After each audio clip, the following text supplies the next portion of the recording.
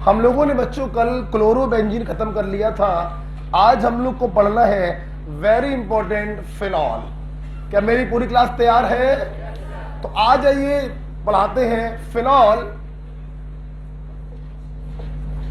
सबसे पहले मैं आपको बताना चाहूंगा फिनॉल अपने आप में एक फंक्शनल ग्रुप है। धोखे से भी फिनॉल को एल्कोहल मत मान लीजिए। ये बच्चों फिनॉल फैमिली होती है और ये बच्चों एल्कोहल फैमिली है।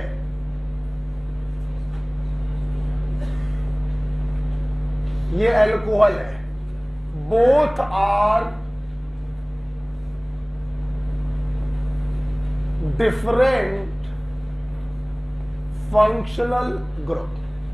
Both are different functional group. ध्यान रखिए, आप इसको एल्कोहल मत बोल दीजिएगा।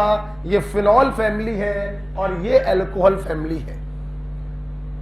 ओके, अगर आपसे पूछा जाए कि होमोलोगस पेयर क्या होते हैं तो आप कहेंगे जिनमें CH2 का डिफरेंस हो उन्हें होमोलोगस कहते हैं। यहां पर भी CH2 का डिफरेंस है तो क्या ये होमोलोगस है? नहीं। होमोलोगस में भले CH2 का डिफरेंस हो, functional group must B same because they are different functional group, hence not homologous। इसी पेज के हाशिए पे लिखिए। ओके, ध्यान रखिएगा बच्चों, फिनॉल और एल्कोहल डिफरेंट फंक्शनल ग्रुप होते हैं, इसलिए ये दोनों होमोलोगस नहीं माने जा सकते। क्योंकि होमोलोगस में भले CH2 का डिफरेंस होता है लेकिन functional group must B same. हाँ, दूसरा एग्जांपल हाशिए पे ही। अगर मैं आपसे कहूं कि फिनॉल और क्रिसॉल, फिनॉल और क्रिसॉल, क्या ये दोनों होमोलोगस हैं? यस, डंके की चोट पर कहेंगे ये दोनों होमोलोगस हैं। दोनों ही फिनॉल फैमिली के सदस्य हैं और दोनों में CH2 का डिफरेंस है। हाँ, दे आर होमोलोगस। नहीं समझ में आया? IUPAC जाके पढ़िए, यहां पर इतने बोल पाएंगे। ओके, फिनॉल एक इंटायरली डिफरेंट फैमिली होती है, इंटायरली डिफरेंट फंक्शनल ग्रुप होता है। OH को देखकर धोखे से भी एल्कोहल मत समझ लीजिएगा। एल्कोहल अलग फंक्शनल ग्रुप है, फिनॉल अलग फंक्शनल ग्रुप है। इसलिए इन दोनों में CH2 का डिफरेंस होने के बावजूद भी ये होमोलोगस नहीं हो सकते, लेकिन यहां पर CH2 का डिफरेंस है, ये होमोलोगस होंगे। यहां बैठे बहुत से बच्चे सोच रहे होंगे पोरवाल सर को तो चश्मा लगाने के बाद भी दिखाई नहीं पड़ रहा है कि CH2 का डिफरेंस कहां है, CH3 का डिफरेंस है या ना? सुअरों, ये CH3 किसी H को हटा के आया होगा तो वो H इससे माइनस नहीं करोगे तो CH2 का जो डिफरेंस आएगा। नहीं समझ में आया?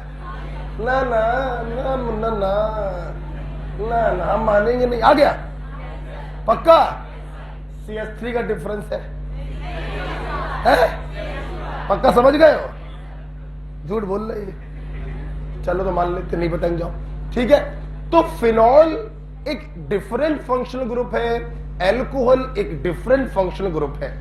हम इन दोनों को होमोलोगस नहीं बोल सकते हैं, इन दोनों को होमोलोगस बोल सकते हैं। Got it?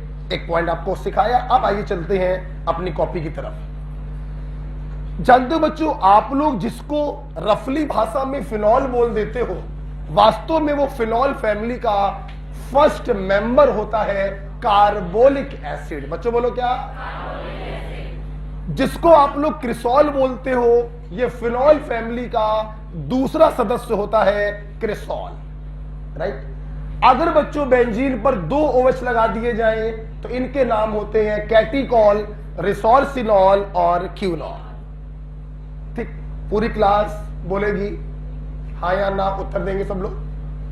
फिनॉल एक मॉलिक्यूल का नाम है या एक पूरे परिवार का नाम है? एक डिफरेंट फंक्शनल ग्रुप। इस परिवार के फर्स्ट मेंबर जिसे आप फिनॉल कह देते हैं, वास्तव में उसका नाम क्या होता है? Carbolic acid. इस फैमिली के दूसरे सदस्य का नाम क्या है? क्रेसॉल। समझ में आ गया? अगर हम कार्बोलिक एसिड, जिसे हम लोग फिनॉल ही बोलते हैं, अगर 2 OH लगा दिए जाए तो ऑर्थो वाले को कैटिकॉल, मेटा वाले को रिसोर्सिनॉल, पैरा वाले को क्यूनॉल कहते हैं। कैटिकॉल, रिसोर्सिनॉल, फिर से हो जाए क्लियर? ये सब बच्चों फिनॉल ही कहलाते हैं, राइट। हम लोग पढ़ने जा रहे हैं फिनॉल के मेथड ऑफ प्रिपरेशन। पूरी क्लास फिर से बोले, मैं जब भी फिनॉल बोलूंगा उसका तात्पर्य किससे होगा? कार्बोलिक एसिड से, ठीक है। पहला मेथड ऑफ प्रिपरेशन है फ्रॉम क्यूमीन, वेरी इंपॉर्टेंट। सबसे पहले आप इसी के आगे लिख लीजिए मैन्युफैक्चरिंग मेथड फ्रॉम एनसीईआरटी।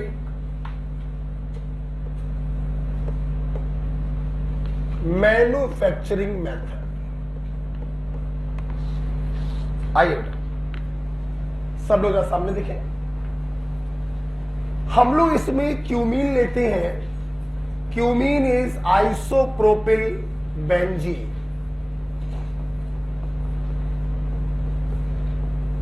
आइए बेटा, अरे अच्छा आ जाएगा, ये देखो बेटा, आइसोप्रोपिल बेंजीन को क्यूमीन कहते हैं।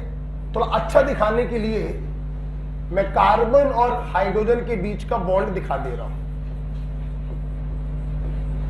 देखिए, हम लोग क्या करते हैं, सबसे पहले इस क्यूमीन का एयर के द्वारा ऑक्सीडेशन करते हैं। बच्चों किसके द्वारा? देखिए, ये O2 जो होता है इस कार्बन और हाइड्रोजन के बीच में इंसर्ट हो जाता है और हमें एक कंपाउंड ये प्राप्त होता है।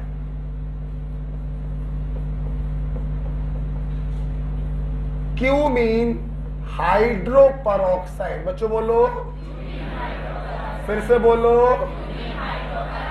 Cumene hydroperoxide. ठीक, अब देखिए, क्यूमीन हाइड्रोपरऑक्साइड बनने के बाद हम लोग इसकी कराते हैं हाइड्रोलिसिस। कैसे विचित्र अंदाज में हाइड्रोलिसिस हो, या देखिए, मतलब ये बॉन्ड टूटा और ये बॉन्ड टूटा, इस O ने यहां पे जाके वैलेंसी को मिला लिया, तो ये तो आपका बन गया फिनॉल। O भी सेटिस्फाई, कार्बन भी सेटिस्फाई, फिनॉल बन गया। इस कार्बन की फ्री वैलेंसी ने इस ऑक्सीजन की फ्री वैलेंसी से अपने हाथ को मिला लिया, तो बच्चों ये क्या बन गया? ये देखिए, इसे कहते हैं large scale preparation of phenol from cumene. आप जानते हैं इस रिएक्शन का साइड प्रोडक्ट होता है एसीटोन। ओके, कॉपी पे लिखा हुआ है, बिल्कुल ऐसे ही लिखा हुआ है, आपको कुछ लिखने की आवश्यकता नहीं है। वेरी इंपॉर्टेंट, क्यूमीन से फिनॉल का formation first air oxidation followed by hydrolysis. ऐसे बोलो जरा, सब लोग बोलते ही नहीं है। First air oxidation followed by hydrolysis, side product is acid. Cumene से फिनॉल को बनाना लार्ज स्केल मेथड है कि नहीं है? इसीलिए बोलते हैं मैन्युफैक्चरिंग मेथड। नेक्स्ट पॉइंट, आइए सामने देखेंगे बच्चों, हटा दे। अब जो देखिए बेटा, एनिलीन, सुनना बच्चों, हमारी क्लास को मालूम है अगर एनिलीन में हम NaNO2 प्लस HCl को डालें और टेम्परेचर ले ले वेरी लो टेम्परेचर, तो NH2 की जगह OH नहीं आता है बल्कि BDC का फॉर्मेशन होता है। Do you know? Benzene diazonium chloride. This reaction is called diazotisation reaction. पढ़ चुके हो?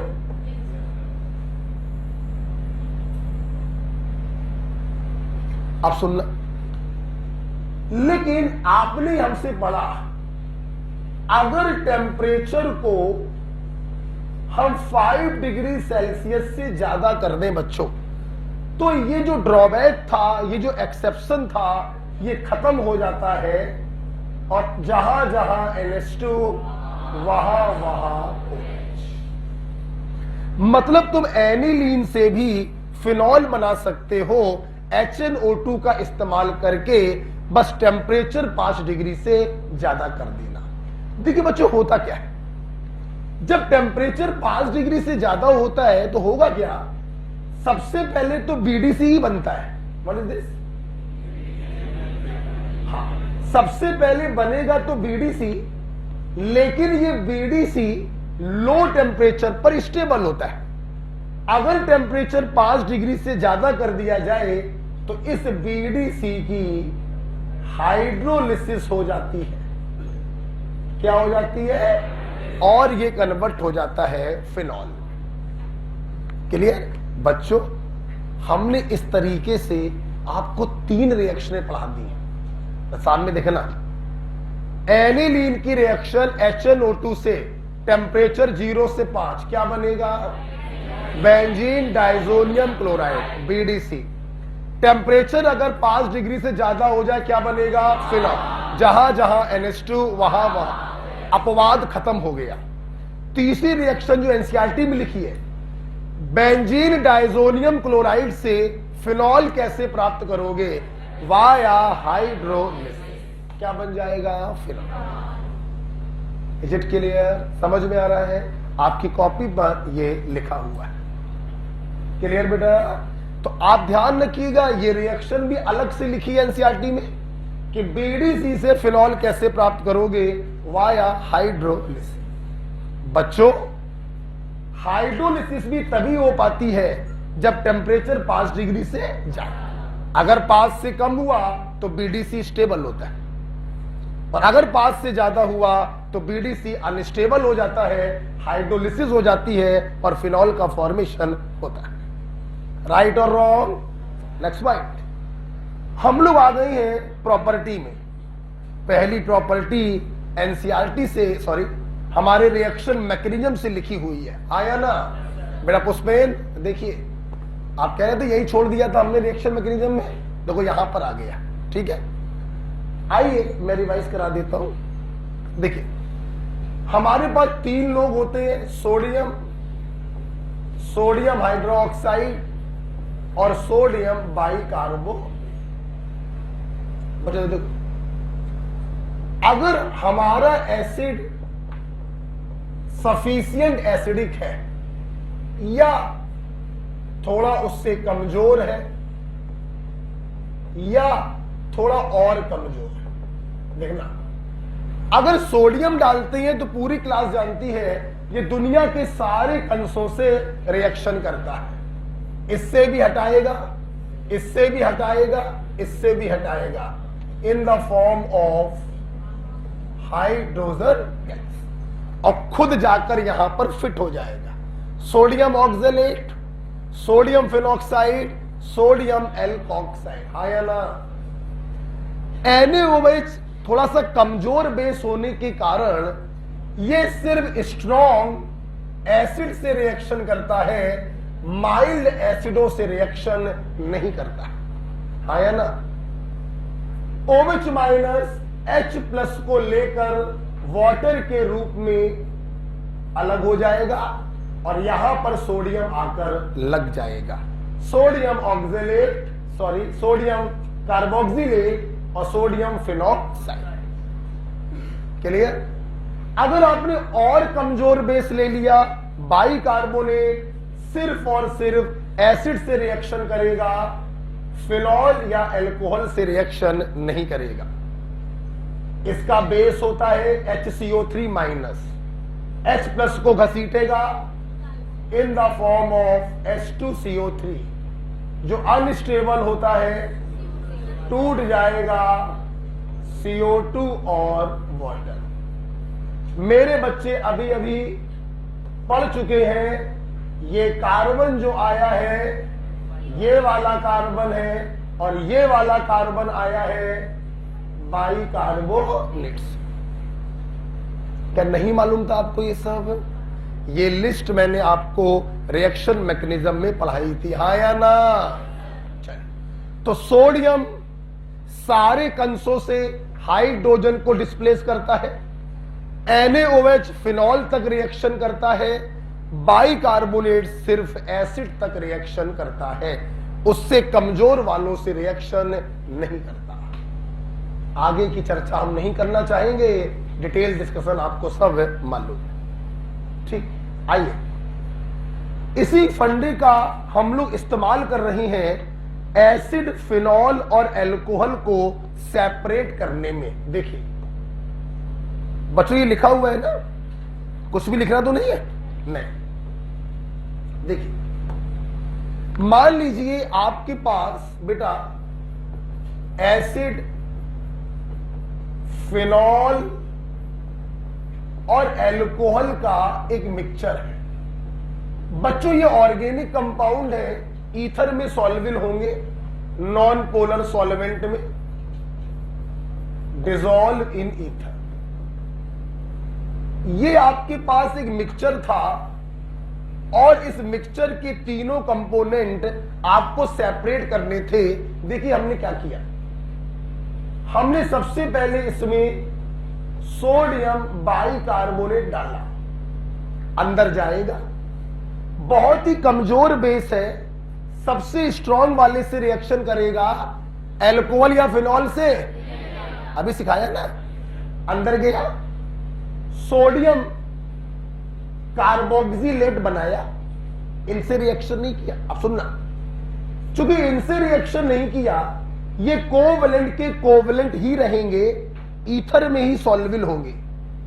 इससे रिएक्शन करके इसको आयनिक कंपाउंड में बदल दिया और आयनिक कंपाउंड जो होता है वो वाटर सॉल्युबल होता है। क्या होता है? अगर इस मिक्सचर में हम ऊपर से पानी डाल दें और कस के उसको सेक करें तो ये सोडियम कार्बोक्सिलेट ईथर लेयर को छोड़कर एक्वस लेयर में चला जाएगा और ये दोनों साले यहीं पर रह जाएंगे। तो इस प्रकार से देखिए एक्वस लेयर, ऊपर से पानी डालना पड़ेगा तो एक्वस लेयर में आ जाएगा सोडियम ऑक्सैलेट और ईथर लेयर में रह जाएगा, बोला करो, फिनॉल और अल्कोहल। मेरी पूरी क्लास कम से कम 100 बार पढ़ चुकी है, अगर किसी सॉल्ट से वापस से एसिड प्राप्त करना है हम उसका एसिडिफिकेशन कराते हैं। बोलो क्या? कोई स्ट्रॉन्ग एसिड डालते हैं, वीक एसिड वापस से प्राप्त हो जाता है। अगर हम इसमें कोई स्ट्रॉन्ग एसिड डाल दें लाइक HCl, आपको वापस से प्राप्त हो जाएगा RCOOH। मेरे पास आगे जगह नहीं है, देखिए हमें सरकाना तो पड़ेगा ही, बाद में लिख लीजिएगा। ये देखिए एसिड प्राप्त हो गया। बच्चों अब ईथर लेयर में किसका मिक्सचर बचा? फिनॉल और अल्कोहल। अब तो बताओ क्या डाल लें? NaOH। क्या डाल दें? अब अगर इसमें आप लोग NaOH डाल दें, ये अल्कोहल से रिएक्शन नहीं करेगा, फिनॉल से करेगा। इसको बदल देगा सोडियम फिनॉक्साइड आयनिक कंपाउंड में, हाँ या ना? ऊपर से पानी डाल के सेक करोगे, आयनिक होने के कारण सोडियम फिनॉक्साइड एक्वस लेयर में चला जाएगा और अल्कोहल जो है वो ईथर लेयर में रह जाएगा। तो एक्वस लेयर में पहुंच जाएगा सोडियम फिनॉक्साइड, स्ट्रॉन्ग एसिड डाल देना, फिनॉल मिल जाएगा, और ईथर लेयर में रह जाएगा एल्कोहल। तो इस प्रकार से देखिए हमने ऊपर वाले फंडे की हेल्प से तीनों को सेपरेट कर दिया। आपकी कॉपी में बिल्कुल ऐसे ही लिखा हुआ है, ठीक है। आप चाहो तो एक एक्स्ट्रा पॉइंट करना चाहो तो एसिडिफिकेशन दिखा सकते हो। सिर्फ क्या दिखा सकते हो? एसिडिफिकेशन दिखा सकते हो। एसिडिफिकेशन कराने पे सॉल्ट जो होते हैं वो एसिड में बदल जाते हैं। बच्चों क्लियर हो गया? चल, कार्बोक्सिलिक एसिड, फिनॉल और अल्कोहल इस मिक्सचर को सेपरेट करते हैं with the help of sodium bicarbonate and NaOH। ठीक, चल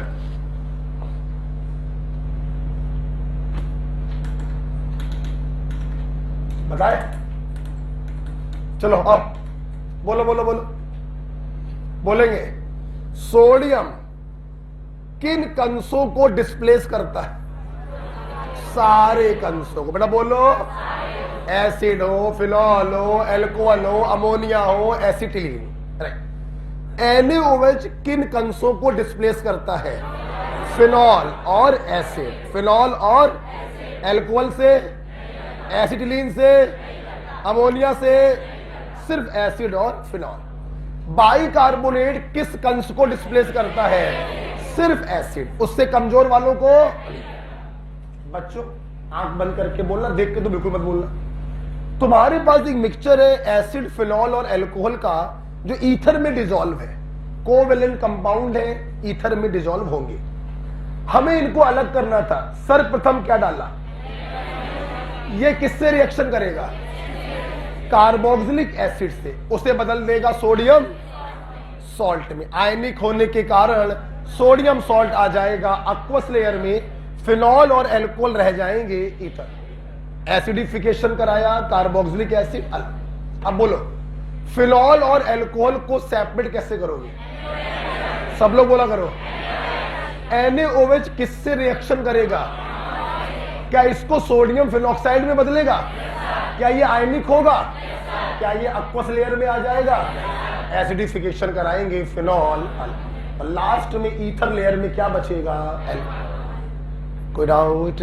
तो हमारे बच्चों ने देखा कि फिनॉल का जो हाइड्रोजन होता है वो अच्छा खासा एसिडिक होता है। सहमत है सब लोग? आइए इसकी एसिडिक रिएक्शनों को देखा जाए। पहला, सोडियम के साथ रिएक्शन। क्या बताने की जरूरत है? बोलो।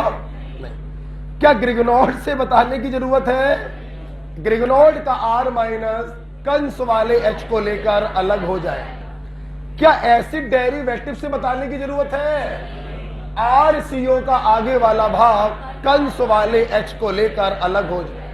और बच्चों इस एसिटिल क्लोराइड का एसिटिल ग्रुप फिनॉल में घुस जाएगा।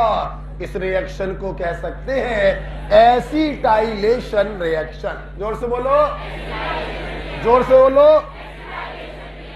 मेरे भाई एक बात बता दो, अगर मैं एसिटिल क्लोराइड की जगह पर जो बताएगा वो मुझे चॉकलेट खिलाएगा। अगर मैं एसिटिल क्लोराइड की जगह पर बेंजोइल क्लोराइड ले लूं तो बेंजोइल ग्रुप अंदर घुसेगा। रिएक्शन का नाम कुछ और, कुछ और। Schotten Baumann reaction, benzoylation in phenol and aniline also called Schotten Baumann reaction. बच्चों क्या सारे बेंजोइलेशन सॉर्टेन-बोमेन होते हैं? Benzoylation in aniline and phenol is called Schotten Baumann reaction. हटा सावन की घटा, राइट। और ये देखिए बेंजोइल ग्रुप अंदर घुस गया। इसमें कोई शक नहीं है ऊपर वाले रिएक्शन की तरह हम इसको बोलेंगे बेंजोइलेशन। जैसे ऊपर वाले को बोला आपने एसिटाइलेशन। बोलो बच्चों, जब बेंजोइलेशन फिनॉल और एनिलीन में कराते हैं तो इसे हम लोग शॉर्टेन-बोहमेन रिएक्शन भी कहते हैं। कुछ याद आया बच्चों? जहां पे एसिटाइलेशन रिएक्शन लिखी हुई है उसके राइट में जगह खाली पड़ी है, दबा के लिख दो। ये ज्यादा मत दबा देना, ढक्कन वो पेन की निप टूट जाए। थोड़ा सा दबा के लिखेंगे benzoylation in phenol and aniline is called Schotten Baumann reaction.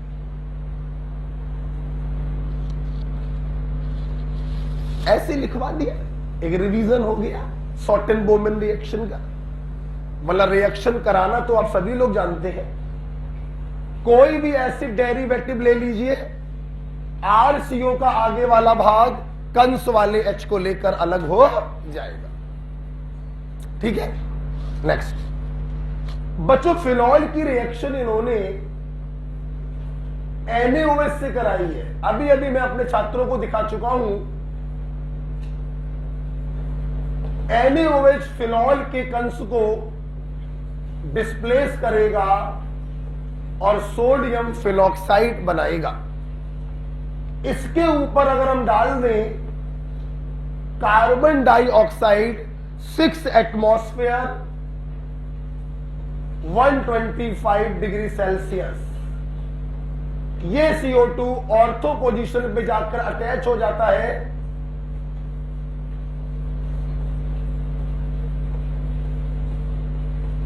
और ये देखिए सैलिसिलिक एसिड का फॉर्मेशन हुआ। बेटा एसिडिफिकेशन करा देंगे तो Na की जगह H आ जाएगा, तो हम डायरेक्ट लिख दे रहे हैं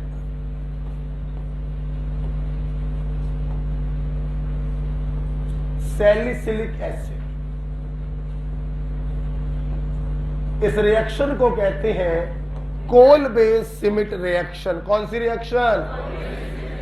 फिनॉल की रिएक्शन NaOH से followed by carbon dioxide, formation होगा सैलिसिलिक एसिड का, कोल बेस सिमिट रिएक्शन। और पूरी क्लास को याद है रिएक्शन मैकेनिज्म से कोलवे सिमिट में carbon dioxide work as electrophile, लिखा भी है शायद। ठीक, तो ये 4 रिएक्शनें जो आपकी कॉपी पर लिखी थी ये फिनॉल के एसिडिक बिहेवियर को शो कर रही थी।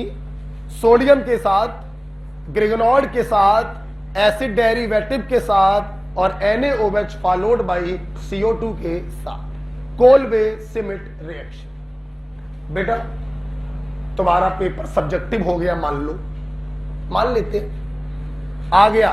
कोलवे सिमिट पर टिप्पणी लिखिए। क्या लिखोगे? Reaction of phenol with NaOH followed by carbon dioxide at 6 atmospheric pressure 125 degrees Celsius is called Kolbe-Schmidt reaction. The product of reaction is salicylic acid। 2 number में 2 नंबर मिल गए। अब 2 नंबर में 3 नंबर लेना चाहते हो तो मैकेनिज्म लिखाओ। ये अंदर जाएगा, ये यहां जुड़ेगा, COOH में बदलेगा एंड सो उसकी जरूरत। ठीक, कोलवे सिमिट तैयार हो गया।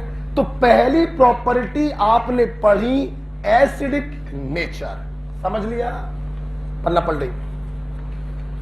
दूसरी प्रॉपर्टी आप पढ़ रहे हैं इलेक्ट्रोफिलिक सब्स्टिट्यूशन रिएक्शन, जो एरोमेटिक कंपाउंड की कैरेक्टरिस्टिक रिएक्शंस होती हैं। आइए बेटा मेरी बात सुनो, अब जो बताने जा रहे हैं ध्यान सुनिए और ये आपके लिए नया पॉइंट भी है। देखिए पूरी क्लास मैकेनिज्म से जानती है कि OH और NH2 ये दोनों के दोनों बहुत ही पावरफुल रिंग एक्टिवेटिंग ग्रुप होते हैं, प्लस R ग्रुप। नहीं मालूम? नहीं मालूम है? सबसे आगे आपके रखे होते हैं O- NH2OH, मालूम है कि नहीं? OH और NH2 बहुत ही पावरफुल रिंग एक्टिवेटिंग ग्रुप होती है, वेरी स्ट्रॉन्ग। ये अपने लोन पेयर को इतना ज्यादा रिंग के अंदर भेज देते हैं कि ये जो रिंग है इलेक्ट्रोफिलिक सब्स्टिट्यूशन के लिए पगला जाती है। बस ये चाहती है कोई अटैक कर दे, इलेक्ट्रोफाइल हाईली रिएक्टिव, OH लगा है, NH2 लगा है, हाईली रिएक्टिव हो गई। तो इतनी ज्यादा रिएक्टिव हो जाने के कारण, ध्यान से सुनिए, हैलोजिनेशन और नाइट्रेशन, बोलो, सावधानी बरतने की जरूरत है, बोलो। किन दो इलेक्ट्रोफिलिक सब्स्टिट्यूशन में? किन दो में? हैलोजिनेशन और नाइट्रेशन। ध्यान समझना, NH2 और OH इतने पावरफुल रिंग एक्टिवेटिंग होते हैं, बेंजीन के अंदर इतना ज्यादा इलेक्ट्रॉन भेज देते हैं, बेंजीन इतनी ज्यादा उतावली हो जाती है कि हैलोजिनेशन और नाइट्रेशन में सावधानी बरतने की जरूरत है। नजर हटी, दुर्घटना घटी, बस खाई में गिरी। आइए देखते हैं क्या दुर्घटना है। आइए पहले देखते हैं हम लोग हैलोजिनेशन में। देखना, मान लीजिए हमने इसमें हैलोजन डाला, आप सुनते रहना। Electrophilic substitution reaction Lewis acid की उपस्थिति में कराते थे एनहाइड्रस AlCl3।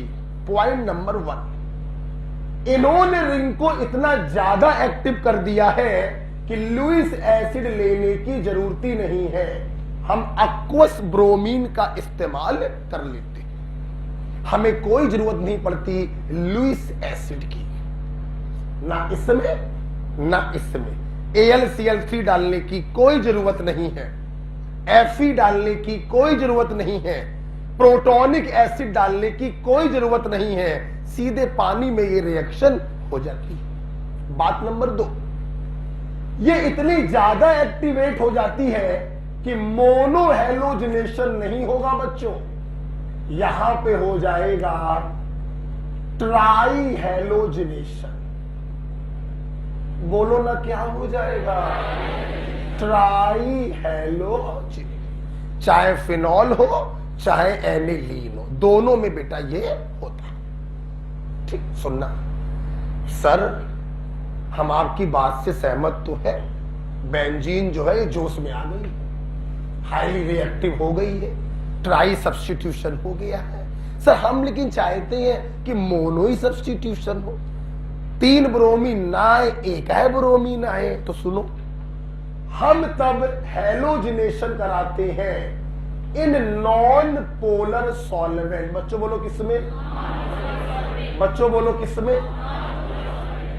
अगर हम नॉन पोलर सॉल्वेंट ले लेते हैं तो Br प्लस इलेक्ट्रोफाइल की मात्रा बच्चों इतनी कम हो जाती है, इतनी कम हो जाती है कि सिर्फ मोनो सब्स्टिट्यूशन ही हो पाता है। ऑर्थोब्रोमोफिनॉल या एनिलीन और साथ में पैराब्रोमोफिनॉल या एनेलीन। क्लियर? तो बच्चों एक बार फिर सुन लो, OH और NH2, इन 2 केसों में जब बेंजीन पर ये 2 ग्रुप लगे होते हैं तो बेंजीन इतनी ज्यादा एक्टिवेट हो जाती है इलेक्ट्रोफिलिक सब्स्टिट्यूशन के प्रति कि हैलोजिनेशन और नाइट्रेशन में सावधानी बरतने की जरूरत है। आइए पहले देखते हैं हैलोजिनेशन को। लुईस एसिड भी नहीं डालना पड़ता, एक्वस ब्रोमीन में रिएक्शन हो जाती है और ट्राई ब्रोमो प्रोडक्ट का फॉर्मेशन होता है। मोनो प्रोडक्ट अगर बनाना चाहते हो तो नॉन पोलर सॉल्वेंट लेंगे। कॉपी पर देखिए, आपकी कॉपी भी यही लिखा है, बस जो मैंने बोला मैं उसको लिखवाना चाहूंगा। यहां पे लिखिए, no use of Lewis acid. No use of Lewis acid because OH group is highly, बोलो, ring activating group.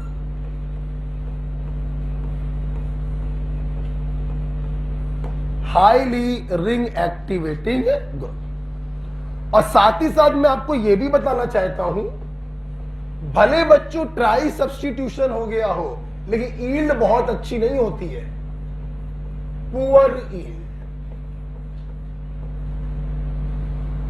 Try bromo product की ईल्ड बहुत अच्छी नहीं होती है, पुअर ईल्ड होती है। ठीक, तो आपने सावधानी क्या बरती? आपने सावधानी बरती नॉन पोलर सॉल्वेंट। ठीक, एक समझा दिया, दूसरा कॉपी पर देख लो। नाइट्रेशन, अगर तुमने कंसंट्रेट HNO3 डाला, पूरी क्लास कॉपी पर देखे, हमने कंसंट्रेट H2SO4 का इस्तेमाल नहीं किया, क्योंकि OH और NH2 लगने पर लुईस एसिड या प्रोटोनिक एसिड डालने की जरूरत नहीं पड़ती। बात नंबर 2, मोनो सब्स्टिट्यूशन नहीं हुआ, ट्राई सब्स्टिट्यूशन हुआ, और ट्राई नाइट्रोफिनॉल पिक्रिक एसिड का फॉर्मेशन हुआ। बेटा बोलो किसका? Picric acid. नीचे लिख दीजिए उसका नाम, पिक्रिक एसिड।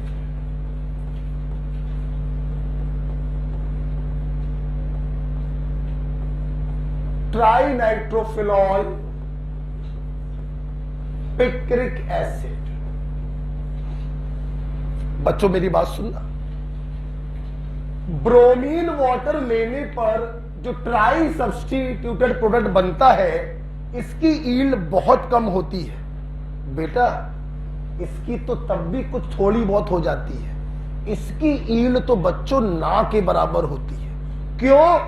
क्योंकि जो आपने इसको बनाने के लिए कंसंट्रेट HNO3 डाला है, it is also a powerful oxidising agent, और बेंजीन हो गई हाईली एक्टिव। ये सब्स्टिट्यूशन बहुत कम कराता है, ना के बराबर बेंजीन को ऑक्सीडाइज करता है ज्यादा। तो पूरा का पूरा रिएक्टेंट बच्चों बर्बाद हो जाता है, खत्म हो जाता है, ऑक्सीडाइज हो जाता है। आइए सावधानी बरतें। नीचे देखिए, सावधानी बरती है बाय टेकिंग, बोलो, dilute HNO3 temperature less than 20 degree Celsius. अगर ये सावधानी आप बरतते हैं तो मोनो सब्स्टिट्यूशन होगा, ऑर्थो नाइट्रोफिनॉल और पैरा नाइट्रोफिनॉल का फॉर्मेशन होगा। समझ में आया है? तो एक बार और हो जाए, फिनॉल और aniline highly ring activating group होते हैं। बेंजीन की रिएक्टिविटी इलेक्ट्रोफिलिक सब्स्टिट्यूशन के प्रति बहुत ज्यादा हो जाती है, इसलिए हैलोजिनेशन और नाइट्रेशन में सावधानी बरतने की जरूरत है। जैसे हैलोजिनेशन की सावधानी है नॉन पोलर सॉल्वेंट, और नाइट्रेशन की सावधानी है dilute HNO3 temperature less than 20 degree Celsius. बच्चों अगर आपने सावधानी नहीं बरती तो दो बातें ध्यान रखिए, लुईस एसिड लेने की जरूरत नहीं पड़ेगी, पहली बात। मोनो सब्स्टिट्यूटेड की जगह पर ट्राई सब्स्टिट्यूटेड प्रोडक्ट बनेगा in very very poor yield. दो बातें ध्यान रखेंगे अगर सावधानी नहीं बरती तो, और सावधानी बरत ली तो कोई दिक्कत नहीं है। यहां पर नॉन पोलर और यहां पे dilute HNO3 temperature less than 20 degree. जानते हो बेटा, तुम फ्रीडल क्राफ्ट एल्काइलेशन कराओ, नो प्रॉब्लम, सल्फोनेशन कराओ, नो प्रॉब्लम। प्रॉब्लम होती है हैलोजिनेशन और नाइट्रेशन। 10 बार बोल दिया कम से कम, नहीं बैठा? नहीं बैठा? तो किन दो फंक्शनल ग्रुपों में सावधानी बरतेंगे? OH और NH। और किन दो रिएक्शनों में बरतेंगे? हैलोजिनेशन और नहीं, हैलोजिनेशन की सावधानी बोलो, halogen in non polar salt. Nitration की सावधानी बोलो, dilute HNO3 temperature less than 20 degree. अगर सावधानी नहीं बरती तो कितनी बातें? 2। बात नंबर 1, ल्यूइस एसिड या प्रोटोनिक एसिड लेने की जरूरत। बात नंबर 2, मोनो नहीं ट्राई सब्स्टिट्यूटेड प्रोडक्ट मिलेगा in very very poor yield, right. अच्छा आओ बेटा, कितनी भी सावधानी बरत लो, कभी कभी दुर्घटना हो जाती है। हमने नॉन पोलर लिया, हो सकता है तब भी ट्राई वाला बन जाए कुछ अमाउंट में, हो सकता है डाइल्यूट लेने पर टेम्परेचर लेस देन 20 लिया, तनिक निगाह कहीं और चली गई, टेम्परेचर बढ़ गया, फिर बर्बाद हो गया। तो हम लोग क्या करते हैं, सावधानी वाला तरीका तो है ही आपके पास, एक तरीका हमारे पास और होता है जिसे कहते हैं रिंग प्रोटेक्शन। बच्चों बोलो क्या? Ring protection. सुनिए, फिनॉल और एनिलीन के हैलोजिनेशन और नाइट्रेशन में दुर्घटना हो सकती है, इसलिए सावधानी वाला तरीका तो आपके पास है ही है, एक और अच्छा तरीका है, that is ring protection with the help of, चाहे ले लो एसिड क्लोराइड, चाहे ले लो जुड़वा भाई एसिड एनहाइड्राइड। ठीक, आओ देखते हैं। आपकी कॉपी में फिनॉल का एग्जांपल है NH2 का? फिनॉल का ही होगा क्योंकि फिनॉल पढ़ा रहे हैं। देखिए, हमने इसमें डाला एसिड क्लोराइड, पेन कॉपी 1। बच्चों, हमने लुईस एसिड नहीं लिया, लुईस एसिड ले लेते तो फ्रीडल क्राफ्ट एसाइलेशन हो जाता, लुईस एसिड Cl को घसीट के प्लस पैदा करता और वो प्लस ऑर्थो या पैरा पर अटैक कर देता। यहां पर हमने लुईस एसिड नहीं लिया। अगर लुईस एसिड नहीं लिया है तो ये रहा एसिड डेरिवेटिव और ये रहा कंस, RCO का आगे वाला भाग कंस वाले H को लेकर अलग हो जाएगा।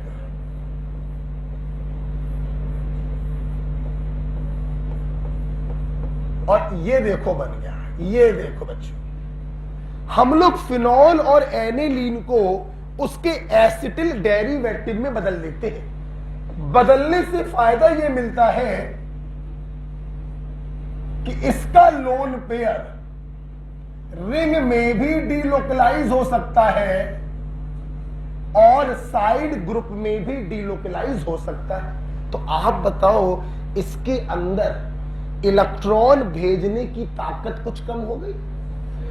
पहले ये अपने इलेक्ट्रॉन सिर्फ रिंग में भेज रहा था, रिंग को हाईली एक्टिवेट कर रहा था। अब इसके इलेक्ट्रॉन कभी रिंग में जा सकते हैं, कभी एसिटिल ग्रुप में जा सकते हैं, इसलिए रिंग की एक्टिविटी क्या हो गई?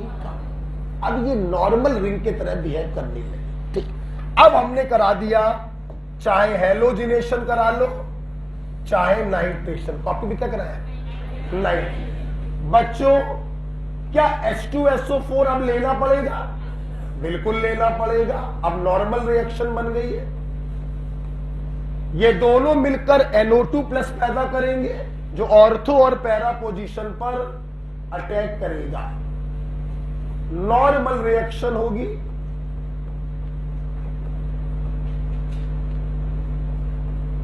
ऑर्थो नाइट्रो प्रोडक्ट और पैरा नाइट्रो प्रोडक्ट बनेगी।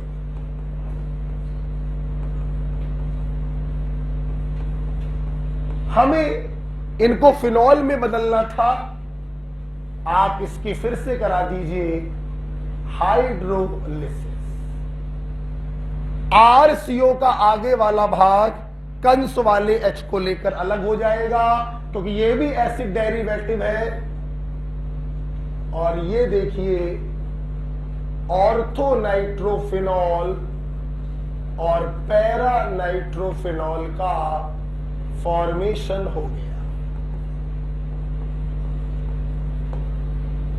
किसी कोई डाउट है? तो जब भी बच्चों हैलोजिनेशन या नाइट्रेशन करवाते हैं फिनॉल या एनिलीन का, एक तरीका होता है सावधानी वाला और उससे भी अच्छा तरीका होता है रिंग प्रोटेक्शन वाला, with the help of acid chloride या एसिड एनहाइड्राइड। मैं फिर बताऊंगा, हमने लुईस एसिड नहीं लिया है इसलिए फीडल क्राफ्ट एसाइलेशन नहीं होगा, यहां पर होगा न्यूक्लियोफिलिक सब्स्टिट्यूशन कंस रिएक्शन। आरसीओ का आगे वाला भाग कंस वाले एच को लेकर अलग हो जाए।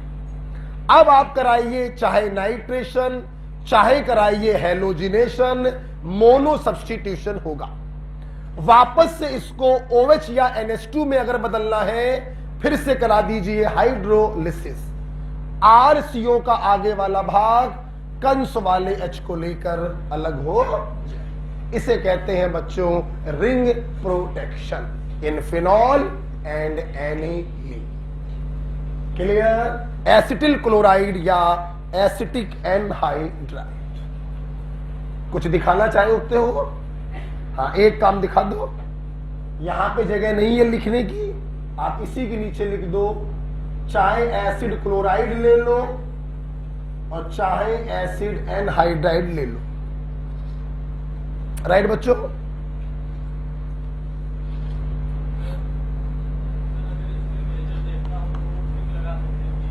पैरा वाला मेजर होगा, लेकिन यहां पे नाइट्रो प्रोडक्ट बन रहा है जिसमें चिलेशन हो जाएगा, इसलिए ऑर्थो वाला मेजर होगा। हमने कल ही आपको ये बात बताई थी, इतनी जल्दी भूल गए। मेजरली पैरा वाला ही होता है, लेकिन ऑर्थो वाला भी मेजर हो सकता है। ठीक, आइए इलेक्ट्रोफिलिक सब्स्टिट्यूशन में हैलोजिनेशन हो गया, नाइट्रेशन हो गया, रिंग प्रोटेक्शन हो गया। अगली रिएक्शन लिखी है रीमर टीमन रिएक्शन। वो टीमर लिख गया है, वो टीमन होगा MAN। रीमर टीमन रिएक्शन क्या मुझे पढ़ाने की जरूरत है? क्लोरोफॉर्म लोगे तो सैलिसैल्डिहाइड बनेगा और CCl4 लोगे तो सैलिसिलिक एसिड बनेगा। यह भी एग्जाम्पल होता है इलेक्ट्रोफिलिक सब्स्टिट्यूशन का। अगर क्लोरोफॉर्म लेते हैं बच्चों इन प्रेजेंस ऑफ एल्कली तो इलेक्ट्रोफाइल पैदा होता है डाइक्लोरो कार्बीन, और अगर आप लेते हैं CCl4 in presence of alkali तो इलेक्ट्रोफाइल पैदा होता है CCl3+। ओके, मैं नहीं पढ़ाऊंगा, मैं पढ़ा चुका हूं। क्लोरोफॉर्म लेने पर सैलिसैल्डिहाइड बनता है और CCl4 लेने पर सैलिसिलिक एसिड बनता है। नेक्स्ट पॉइंट, अगली इलेक्ट्रोफिलिक सब्स्टिट्यूशन है exclusively with very weak electrophile diazonium cation. देखिए, आओ ऊपर देखो,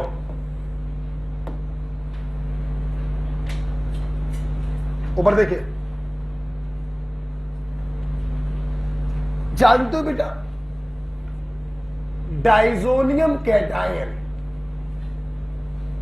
जो एनिलीन के डाइजोटाइजेशन से बनता है, माइनस के रूप में कुछ भी लगा दो यार, तुम Cl- लगा दो, BF4- लगा दो, HSO4- लगा दो, उससे कोई फर्क नहीं। हमारा मेन मकसद है डाइजोनियम कैटायन को देखना। ये diazonium cation is a very very weak electrophile, बहुत कमजोर इलेक्ट्रोफाइल होता है।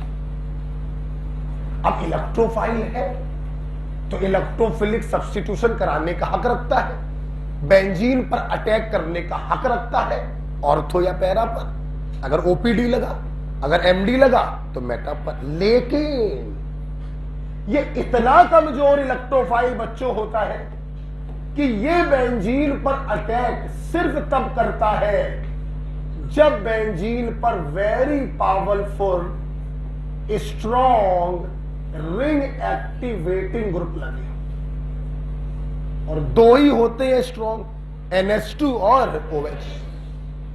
ठीक, देखिए जब इलेक्ट्रोफाइल के रूप में डाइजोनियम कैटायन हो और सबस्ट्रेट आपका एनिलीन या फिनॉल हो, तो ये डाइजोनियम कैटायन बच्चों एक्सक्लूसिवली अटैक करता है पैरा पोजीशन पर। बेटा बोलो कहां? और जब ये पैरा पर अटैक करेगा, प्लीज पूरी क्लास देखे सामने, ये रहा डाइजोनियम कैटायन और इसने पैरा पर अटैक कर दिया, ये प्रोडक्ट बन गया। बच्चों इस रिएक्शन को हम लोग कहते हैं कपलिंग रिएक्शन। क्या कहते हैं? Coupling reaction. मैं आपको बताना चाहूंगा, अगर पैरा पोजीशन ब्लॉक होती है तो ये अटैक करता है ऑर्थो पे, लेकिन अगर पैरा पोजीशन ब्लॉक नहीं है तो एक्सक्लूसिवली एट पैरा पोजीशन। मेरे भाई हाशिए पर दिखाइए, लिखा है तो क्या हुआ, हाशिए पे दिखाओ, हमें मालूम है ना क्या लिखा हुआ है। आई नो वेरी वेल, अंग्रेजी बोली, ठीक है बेटा। एनायन के रूप में कुछ भी हो सकता है, उससे फर्क नहीं पड़ता, हमें डाइजोनियम कैटायन से मतलब है ये एक्सक्लूसिवली पैरा पोजीशन पर अटैक करता है। अगर पैरा पोजीशन ब्लॉक होती है तो ऑर्थो पे अटैक करेगा।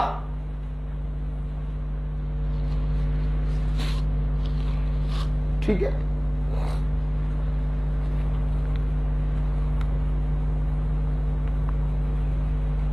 लिखा तो वैसे बिल्कुल पूरा लिखा हुआ है, बट कोई नहीं, एक बार ऐसे लिख दीजिए, फिर हम लोग पढ़ेंगे अपने सीट से।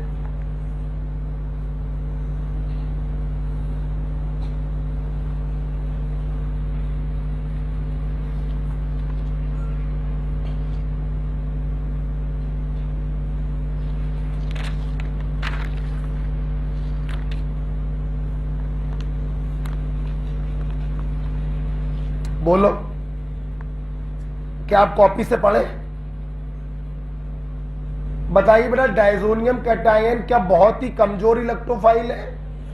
क्या ये इलेक्ट्रोफिलिक सब्स्टिट्यूशन हर एरोमेटिक कंपाउंड के साथ देगा? नहीं। जब क्या लगाओ? स्ट्रॉन्ग रिंग एक्टिवेटिंग ग्रुप, जैसे NH2 या OH। इतना क्लियर हो गया? इन रिएक्शनों का नाम क्या होता है? Coupling reaction. क्लियर? अच्छा एक बार बता दे बेटा, इतनी चीज को कहते हैं एजोबेंजीन। बता चुके हैं यार, इतनी चीज क्या कहलाता है? बोलो, एजोबेंजीन। और ये जो एजोबेंजीन होते हैं ये कलर्ड कंपाउंड होते हैं, इसीलिए डाई में इस्तेमाल किए जाते हैं। हाशिए पे लिख लो, कोई दिक्कत नहीं, दोबारा लिखा है कोई बात नहीं। कलर्ड कंपाउंड होते हैं, डाई में इस्तेमाल किए जाते हैं। सफेद रंग की चुन्नी थी, पीले रंग की करा ली, काले रंग की करा ली, डाई करवाते हैं हम लोग, कपड़ों में डाई करवाते हैं भाई, बालों वाली डाई नहीं है। आगे बढ़े, अब आइए, बेसिक सीख लिया, अब हम लोग कॉपी से पढ़ लेते हैं। पढ़िए, डी लिखा हुआ है electrophilic substitution with very weak electrophile diazonium cation. पढ़ेंगे, highly ring activating group must be present like OH और NH2, exclusively attacks eight para. आगे लिखो, बट क्या लिखोगे? If para position is block then attacks at ortho position. लिख लीजिए, but if para position is blocked then attacks at ortho position. But if para position is blocked, then attacks at ortho position. ठीक, नीचे जो reaction लिखी है क्या मुझे board पे लिखने की जरूरत है?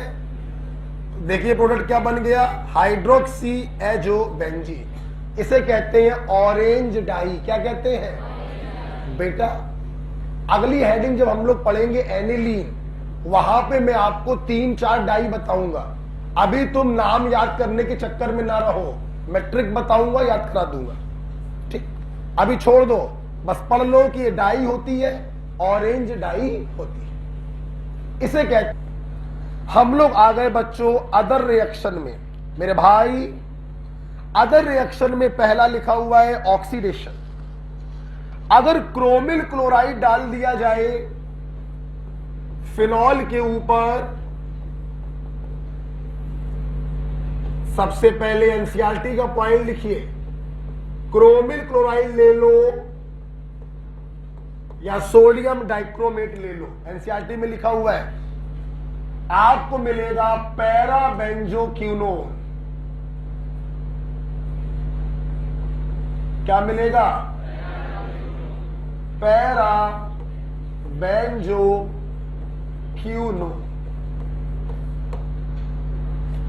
ये एनसीईआरटी में बच्चों ये लिखा है, दूसरी किताबों में ये मिल जाता है। क्रोमिल क्लोराइड या Na2Cr2O7 ले लो, आपको पैराबेंजोक्विनोन मिलेगा। और अगर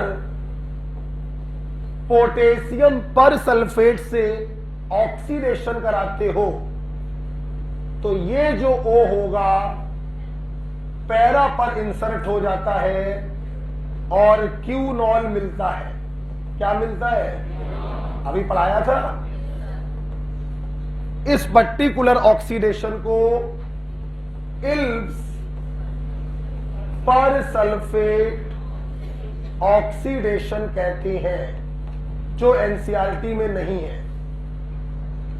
इल्ब पर सल्फेट ऑक्सीडेशन कहते हैं, जो एनसीईआरटी में नहीं।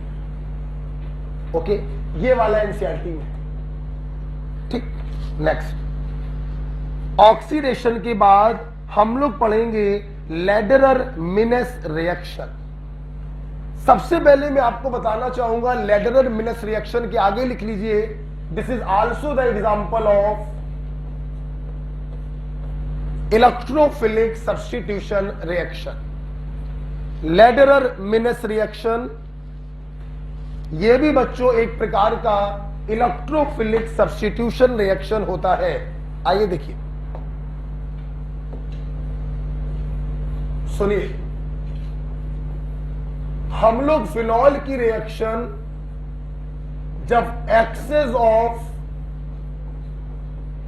फॉर्मेल्डिहाइड से कराते हैं इन प्रेजेंस ऑफ एसिड, देखिए क्या होता है। इलेक्ट्रोफिलिक सब्स्टिट्यूशन है, ये CH2O लिखा है। ये CH2O ऑर्थो और पैरा पर अटैक करता है और CH2OH में बदल जाता है। फिर से इलेक्ट्रोफिलिक सब्स्टिट्यूशन होगा, पैरा पे भी आके जुड़ गया, ये बन गया।